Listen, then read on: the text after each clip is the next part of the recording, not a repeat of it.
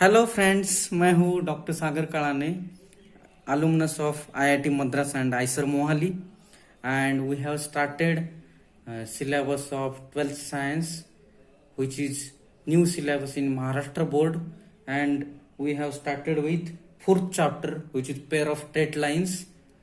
And in the first lecture we have seen what is combined equation of pair of lines, and in this lecture we will see that if we have two lines which passes through origin, then its combined equation is homogeneous equation of degree 2 in x and y variables.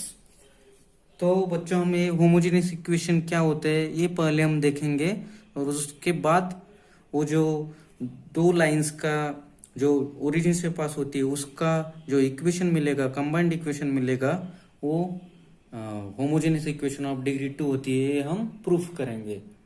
तो let's start with homogeneous equation of degree 2. तो before what is homogeneous equation of degree 2, I am giving definition of degree of a term. अब ये degree क्या होती है? अगर हमारे पास कोई टर्म दिया हुआ है तो उसका डिग्री कैसे निकालना है? टर्म मतलब क्या होता है? कुछ कांस्टेंट होते हैं और वेरिएबल्स होते हैं, तो उसको हम टर्म बोलते हैं यूजुअली. तो what is degree of term? The sum of indices of all variables in a term is called degree of the term. मतलब डिग्री कोई भी टर्म देखने की और उसमें जो वेरिएबल्स है उसकी इंडिसेस देखने के और उस इंडिसेस की सम करने की, तो इसको हम डिग्री ऑफ टर्म बोलेंगे.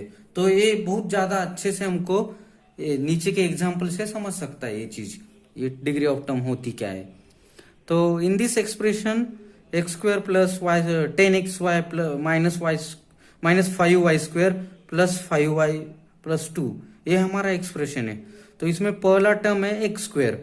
Now what is variable here? I mention in the first lecture that x and y are variables and this here what is constant? 1 is constant, क्योंकि मैं ये एक्स स्क्वायर टर्म को 1 times x square लिख सकता हूं.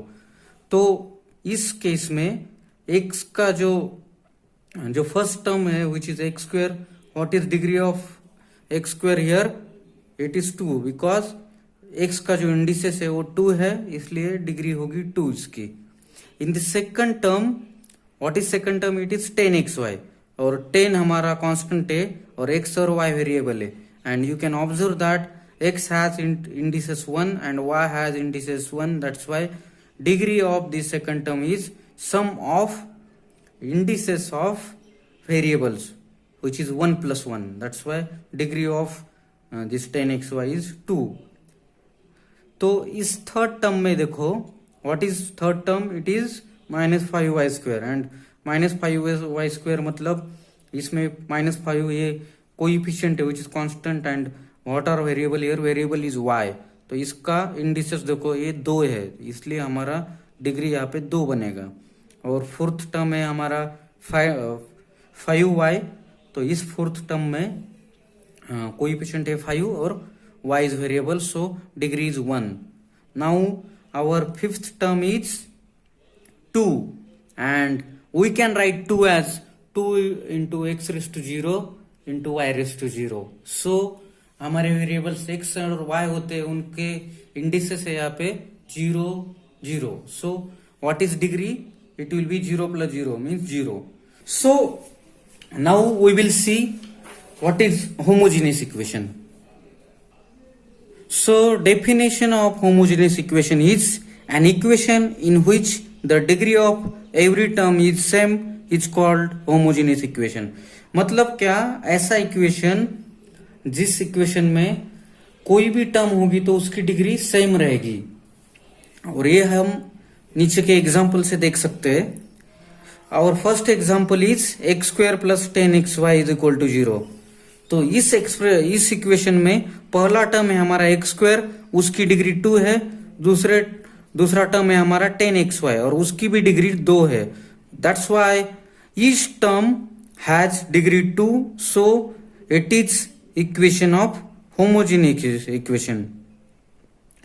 And second example है हमारे पास 6x² minus y² plus 2xy is equal to 0। तो यहाँ पे हर टर्म देखो, पहला टर्म है 6x², उसकी डिग्री 2 है, माइनस y² की भी डिग्री 2 है और 2xy की भी डिग्री 2 है। तो इसलिए ये इक्वेशन होमोजेनियस इक्वेशन है of degree 2 in x and y variables. Now we will see non example, मतलब जो होमोजेनियस इक्वेशन नहीं है इसका एग्जाम्पल। तो नॉन एग्जाम्पल में दिया हुआ है x² minus 2xy plus y is equal to 0। तो इस इक्वेशन में आप ऑब्जर्व कर सकते हैं पहले दो टर्म कौन से है, x² और माइनस 2xy, ये दो टर्म है पहले। तो उसकी डिग्री क्या है दो टर्म की, इसकी भी 2 है और इसकी 2xy की भी 2 है। इसलिए first two term have degree 2 and third term is y and we can see that third term has degree 1। That's why यहाँ पे ये जो इक्वेशन है इसके फर्स्ट टू टर्म्स की डिग्री 2 है और तीसरे टर्म की डिग्री 1 है। That's why it is not equation of homogeneous, it is not homogeneous equation. Now there is one note which tells you homogeneous equation of degree 2 in x and y variable has form ax² plus 2hxy plus by² is equal to 0। मतलब कोई भी homogeneous equation of degree 2 लोगे आप जो x और y variables में है तो उसका फॉर्म ये रहता है ax² plus 2hxy plus by² is equal to 0। Now we will see one important theorem which is theorem 2 and और ये क्या है, अगर दो लाइन ओरिजिन से पास होती है तो उसका जो कंबाइंड इक्वेशन होगा वो होमोजेनियस इक्वेशन ऑफ डिग्री 2 होता है।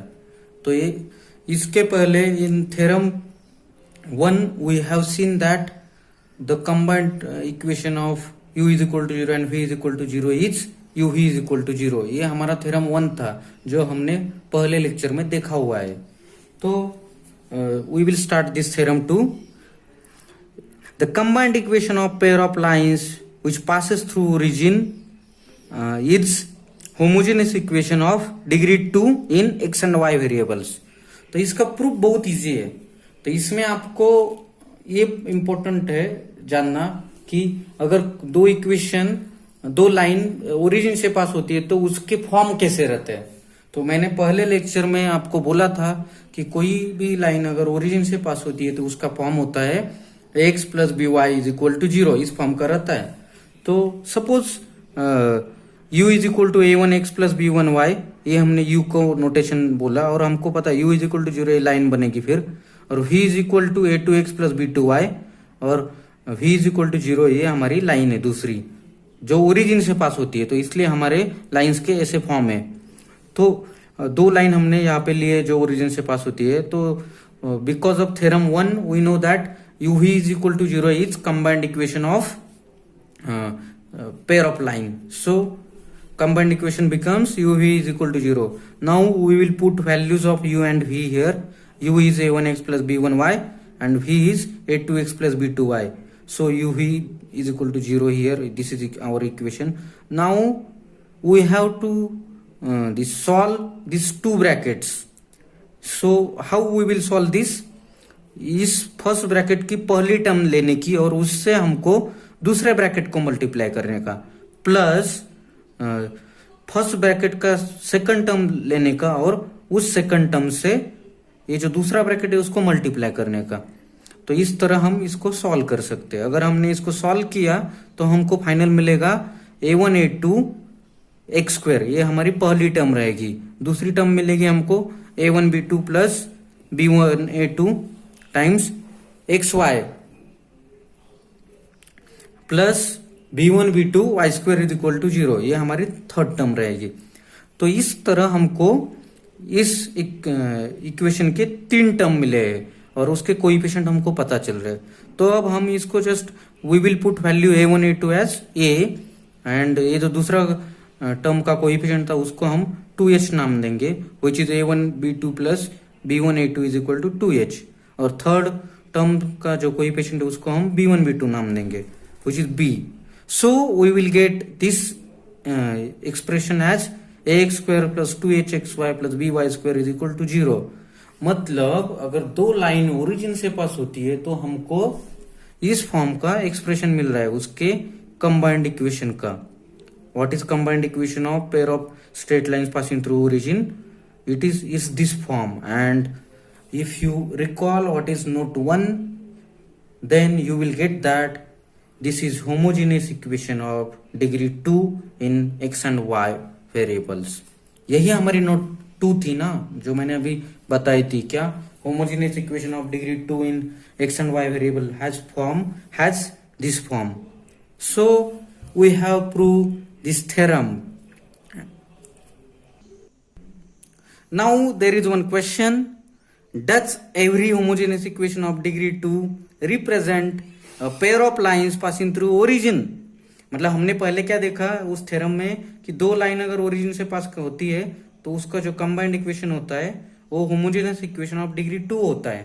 तो अब हम इसको उल्टा देख रहे हैं कि हमारे पास अगर होमोजेनियस इक्वेशन होगा डिग्री 2 का तो वो इक्वेशन रिप्रेजेंट करता है क्या पेयर ऑफ स्ट्रेट लाइंस को पासिंग थ्रू ओरिजिन? तो उसका आंसर है no, because if you take x square plus y square is equal to 0, it is homogeneous equation of degree 2। you can see this easily क्योंकि first term की degree 2 है, second की भी degree 2 है।